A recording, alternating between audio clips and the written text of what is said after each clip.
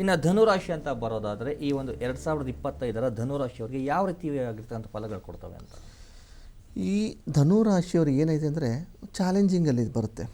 ಚಾಲೆಂಜಿಂಗಲ್ಲಿ ಬಂದಾಗ ಏನಾಗುತ್ತೆ, ಇವ್ರಿಗೆ ಶನಿಯ ಒಂದು ವಕ್ರದೃಷ್ಟಿ ಅಂತ ಹೇಳ್ಬೋದು, ಶನಿಯ ಒಂದು ನಕಾರ ದೃಷ್ಟಿ ಇವ್ರ ಮೇಲೆ ನೇರ ಬೀಳೋದ್ರಿಂದ ಇವ್ರಿಗೆ ಏನಾಗುತ್ತೆ ಅಂದರೆ ಹೆಲ್ತ್ ಸಂಬಂಧಪಟ್ಟದ್ದನ್ನು ನೋಡೋದಾದರೆ ಹೆಲ್ತಲ್ಲಿ ತುಂಬಾ ಏರುಪೇರಾಗುತ್ತೆ. ಸೆಕೆಂಡ್ ಹಾಫ್ ಮೇ ಜೂನ್ ನಂತರ ಹೆಲ್ತಲ್ಲಿ ತುಂಬ ಏರುಪೇರಾಗುತ್ತೆ.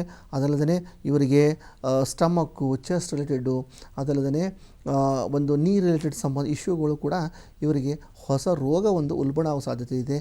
ಆದಷ್ಟು ಇವರು ಎಲ್ಲಿ ಒಂದು ಮೃದುವಾದಂಥ ಆಹಾರ ಇರುತ್ತೋ ಅಂಥ ಮೃದುವಾದ ಆಹಾರವನ್ನು ಸೇವಿಸ್ಕೊಂಡು ಎಲ್ಲಿ ಇರ್ತಾರೋ ಒಂದು ಬೆಚ್ಚಗೆ ಒಂದು ಹೊಸದೇನು ಅನ್ವೇಷಣೆ, ಹೊಸದೇನು ಎಫರ್ಟ್ ಹಾಕ್ದೇನೆ ಸ್ಟೇಬಲ್ ಆಗಿ ಒಂದು ಕಡೆ ಇರೋದಕ್ಕೆ ಇದ್ದರೆ ಇವ್ರ ಹೆಲ್ತ್ ಇಶ್ಯೂ ಅನ್ನೋದು ಈ ಟೈಮಲ್ಲಿ ಕಮ್ಮಿ ಆಗ್ಬೋದು. ಇನ್ನು ವೆಲ್ತ್ ಅಂತ ಬಂದಾಗ ಇದೇನಾಗುತ್ತೆ,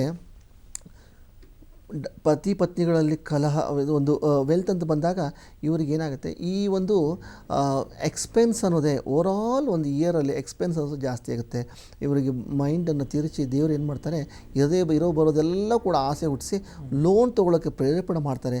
ಇದರಿಂದ ಅವ್ರಿಗೆ ದುರಂತನೇ ಆಗುತ್ತೆ. ಅದಕ್ಕೆ ಈ ಜನಗಳು ಹೇಗೆ ಅಂತಂದರೆ ಹಾಸಿಗೆ ಇದ್ದಷ್ಟು ಕಾಲು ಚಾಚಬೇಕು. ಅದು ಒಂದು ಇವರಿಗೆ ವೆಲ್ತ್ಸದ್ದು ಸಂಬಂಧಗಳು ಅಂತ ಬಂದಾಗ ಏನಾಗುತ್ತೆ, ಇವ್ರಿಗೆ ಸಂಬಂಧಗಳಲ್ಲಿ ಏನಾಗುತ್ತೆ, ಒಂದು ಚೆನ್ನಾಗಿರುವಂಥ ಸಂಬಂಧಗಳಲ್ಲಿ ಯಾವುದೋ ಒಂದು ಮನಸ್ತಾಪ ಆಗಿ ಪಾರ್ಟ್ನರ್ಶಿಪ್ ಬ್ರೇಕಪ್ ಆಗೋದಾಗಲಿ, ಪಾರ್ಟ್ನರ್ಶಿಪ್ ಮಧ್ಯೆ ಚೆನ್ನಾಗಿ ಒಂದು ಎಷ್ಟೋ ವರ್ಷಗಳಿಂದ ಮೇಂಟೈನ್ ಮಾಡಿಕೊಂಡ ಸಂಬಂಧಗಳಾಗಲಿ ಅಥವಾ ಪಾರ್ಟ್ನರ್ಶಿಪ್ ಆಗಲಿ, ಒಂದು ಮ್ಯಾರಿಟಲ್ ಲೈಫ್ ಆಗಲಿ ಅದರಲ್ಲಿ ಬಿರುಕು ಬಿಡುವಂಥ ಸಾಧ್ಯತೆಗಳು ತುಂಬ ಜಾಸ್ತಿ ಇದೆ. ಅದಕ್ಕೆ ನೀವು ಎಷ್ಟು ಮೌನವಾಗಿರ್ತೀರೋ ಅಷ್ಟು ಒಳ್ಳೆಯದು.